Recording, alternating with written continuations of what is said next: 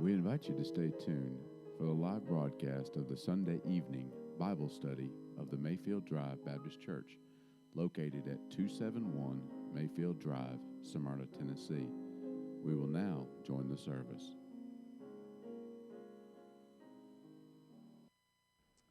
Well, we're going to begin tonight, and this is still the study of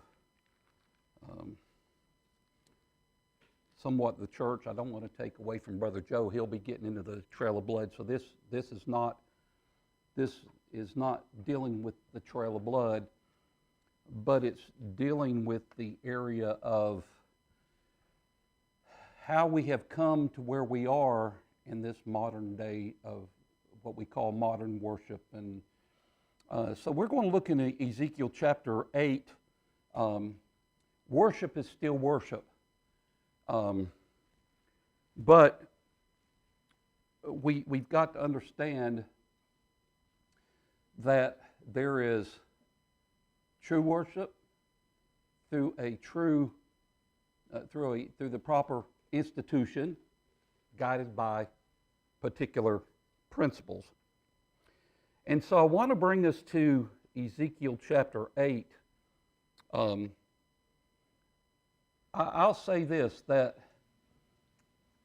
not all things we assume are as the Bible makes them appear. I'm going to say that. Don't assume something says something that it really doesn't. And I'll give you a good example. And I remember I was young, and my cousin got so excited about the fact he found UFOs in the book of Ezekiel. So I looked at it. Yeah, that's what it appeared like, because what happened was he didn't see the term visions of God.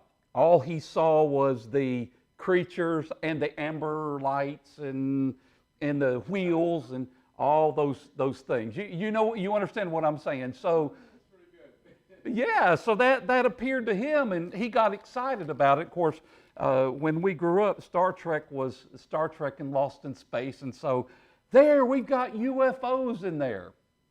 Well, it's the same thing with when people get excited because they find the universal invisible church in there. There's no different.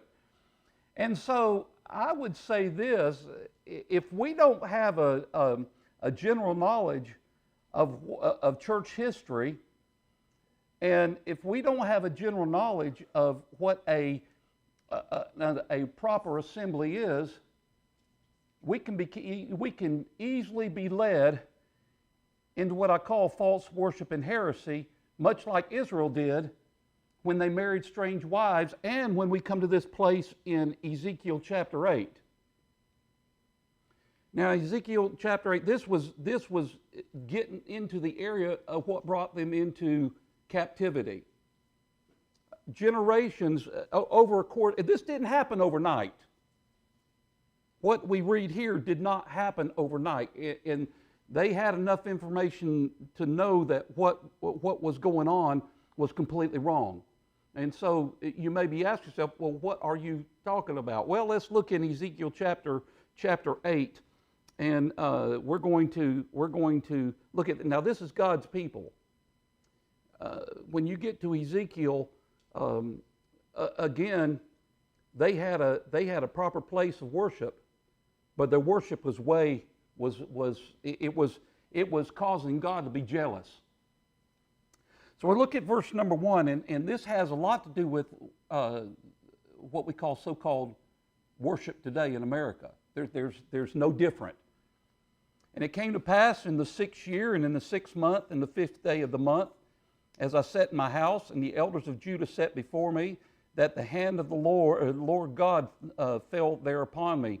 And I beheld, and lo, the likeness and the appearance of fire, from the appearance of his loins even downward, fire, and from his loins even upward, as the appearance of brightness, and as the color of amber. And he put forth the form of a hand, and took me by the lock of my head, and the Spirit lifted me up between the earth and the heaven, and brought me in the visions of God to Jerusalem, to the door of the inner gate, that looketh toward the north, where was the seat of the image of jealousy, which provoketh to jealousy. And behold, the glory of God of Israel was there according to the vision that I saw in the plain. God was very much aware of what was going on.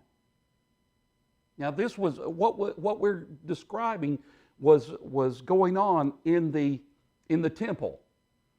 And so we need to be aware that God knows what's going on, what we're doing, what America is doing, and we wonder why the problems are. I ran by a church and I was reading on their sign, "Incline thy ear to the Lord, and He'll give you the desires of your heart," or something like this. Well, if the church is doctrinally wrong, He ain't listening anyway. You need to be aware of that. Look at verse number 5. And He said unto me, Son of man, lift up thy eyes in the way toward the north. And so I lifted up mine eyes way toward the north, and behold, northward at the gate of the altar, this image of jealousy in the entry. That was some idol. It was some idol that was there. And what was going on was there was idolatry in God's temple. Some form of idolatry, probably camouflaged as that was worship to God. It was like people the nations that the house of Israel committeth here, that I should go far off from my sanctuary, but turn thee yet again, and thou shalt see greater abominations. And He brought me to the door of the court, and when I looked, behold, a hole in the wall.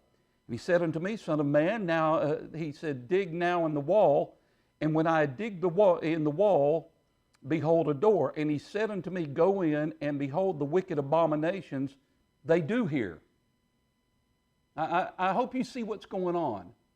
To them, worship was just worship. There was in God's eyes, what they were doing was sickening.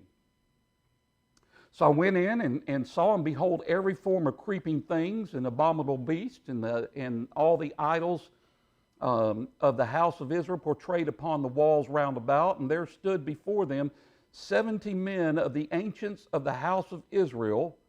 And in the midst of them stood Jahaziah, the son of Shaphan, with every man his censer in his hand, and a thick cloud of incense went up. The incense was part of their worship. It was simple prayers going up to God. But this incense move was actually, it was in honor of this abominable worship.